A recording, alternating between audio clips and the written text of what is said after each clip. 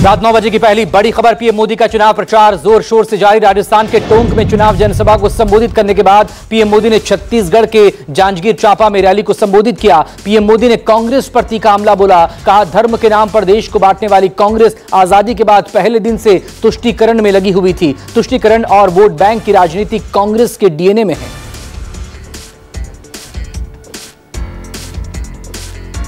इससे पहले राजस्थान के टोंक से पीएम मोदी ने कांग्रेस को घेरते हुए कहा, कांग्रेस होती तो जम्मू कश्मीर में सेना पर हमले होते, कांग्रेस होती तो सीमा पार से अटैक होता, कांग्रेस होती तो देश में सीरियल धमाके होते। कांग्रेस भ्रष्टाचार के नए मौके तलाशती है।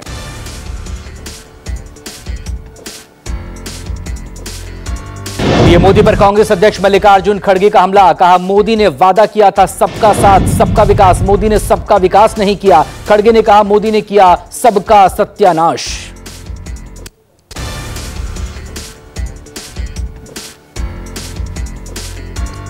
अलीगढ़ में दिए पीएम मोदी के बयान पर सपा प्रमुख अखिलेश यादव ने कहा, यह हार का रुझान है। चुनाव खत्म होने के बाद नतीजों के रुझान आते हैं, लेकिन चुनाव का पहला चरण खत्म होते ही रुझान आने लगे हैं। इस तरह की बात करना हमारे लोकतंत्र को कमजोर करता है। चुनाव आयोग इन चीजों पर रोक लगाता है। यह मन की बात है जो किसी और पर थोप कर कही जा रही है। जनता जानती है कि किसान बर्बाद हुआ है और नौजवान का 1/3 जीवन बर्बाद हुआ है।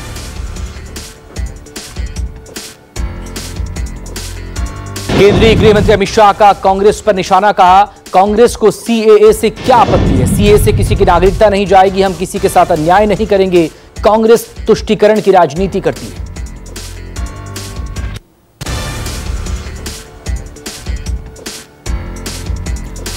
कर्नाटक के चित्रदुर्ग में एक सार्वजनिक रैली को संबोधित करते हुए कांग्रेस महासचिव प्रियंका गांधी वाड्रा ने महंगाई को लेकर मोदी सरकार को घेरा। प्रियंका ने कहा, आज पेट्रोल 100 पार हो गया, डीजल 90 पार, सोना 73,000 पार, चांदी 90,000 पार हो गई।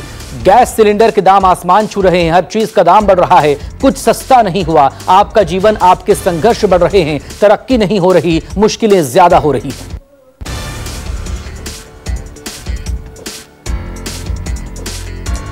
सीएम योगी आदित्यनाथ बीजेपी के फायर ब्रांड नेता है। सीएम योगी चुनाव प्रचार को धार दे रहे हैं। मेरठ में योगी आदित्यनाथ ने बीजेपी उम्मीदवार अरुण गोविल के लिए प्रचार किया।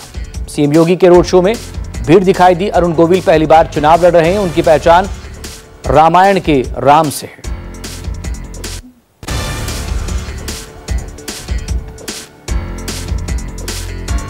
पश्चिम बंगाल की मुख्यमंत्री ममता बनर्जी ने बीजेपी पर गंभीर आरोप लगाए। कहा, बीजेपी का एक गुंडा अभिषेक को मारने की कोशिश कर रहा है। बीरभूम में चुनाव प्रचार के दौरान पीएम मोदी को प्रचार बाबू कहकर ममता ने तंज कसा।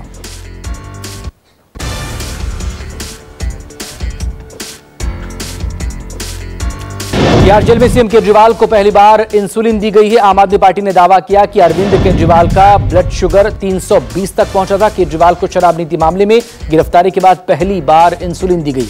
आम आदमी पार्टी नेता इंसुलिन न दिए जाने पर तिहाड़ प्रशासन पर लगातार आरोप लगा रहे थे।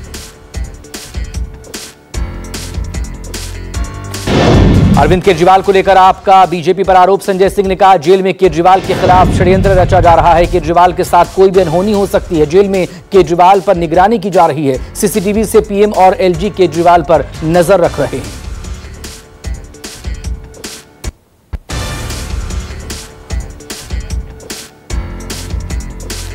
हनुमान जयंती पर दिल्ली के मुख्यमंत्री अरविंद केजरीवाल की पत्नी सुनीता केजरीवाल हनुमान मंदिर पहुंची। बजरंगबली का आशीर्वाद लिया, दर्शन पूजन किया। इस मौके पर उन्होंने कहा, हनुमान बाबा सबको सद्बुद्धि दें, कष्ट दूर करें।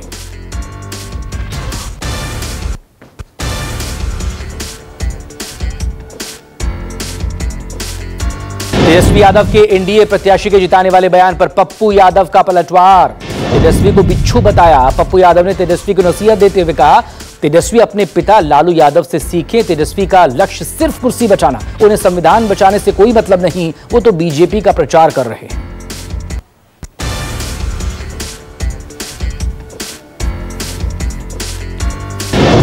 तेजस्वी यादव के पूर्णिया में दिए गए बयान पर बिहार के डेप्यूटी सीएम सम्राट चौधरी ने कहा, यह हताशा का बयान है, हार मानने वालों का बयान है। बीजेपी जानती है कि कोई मुकाबला नहीं है।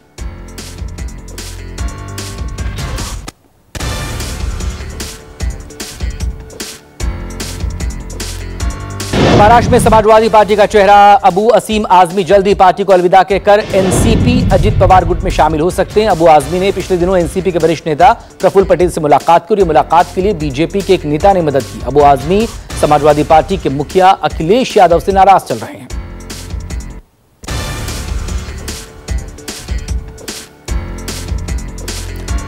पश्चिम बंगाल के आसनसोल लोकसभा सीट से टीएमसी ने मशहूर अभिनेता शत्रुघ्न सिन्हा को टिकट दिया है, जिसके बाद आज शत्रुघ्न सिन्हा अपनी पत्नी और 2 बेटों समेत नॉमिनेशन करने पहुंचे। इस दौरान शत्रुघ्न सिन्हा ने रोड शो भी किया, जिसमें उनके समर्थकों में खासा जोश दिखाई दिया। भोजपुरी एक्टर पवन सिंह चुनावी मैदान में काराकाट लोकसभा सीट से निर्दलीय चुनाव लड़ रहे हैं। काराकाट में आज उनका रोड शो रहा। पवन सिंह के रोड शो में बड़ी संख्या में उनके समर्थक नजर आए।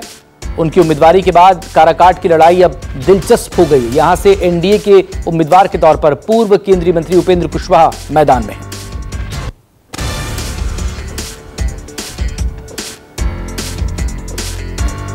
कर्नाटक के लिए केंद्र से सूखा राहत कोष जारी नहीं करने को लेकर बेंगलुरु में कांग्रेस का प्रदर्शन। मुख्यमंत्री सिद्धरामैया, रणदीप सुरजेवाला समेत कांग्रेस के कई नेता प्रदर्शन में शामिल रहे। विरोध प्रदर्शन को लेकर सुरजेवाला ने कहा कि मोदी सरकार कर्नाटक के किसान और कर्नाटक के लोगों से बदला लेना चाहती है। ये बीजेपी के बदले की राजनीति है। कर्नाटक के साथ अन्याय हो रहा है।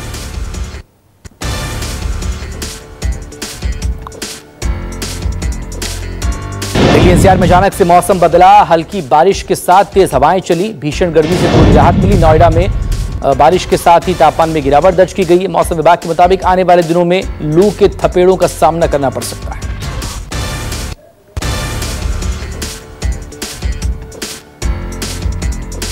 चारधाम के लिए श्रद्धालुओं का रिकॉर्ड रजिस्ट्रेशन 6 दिन के भीतर 12.48 लाख रजिस्ट्रेशन हुए हैं। पिछले साल एक सप्ताह में करीब 4 लाख यात्रियों ने रजिस्ट्रेशन करवाया। तीर्थयात्रियों की सुविधा के लिए 15 अप्रैल से रजिस्ट्रेशन शुरू हुआ था। तेजी से बढ़ रही है रजिस्ट्रेशन कराने वालों का आंकड़ा।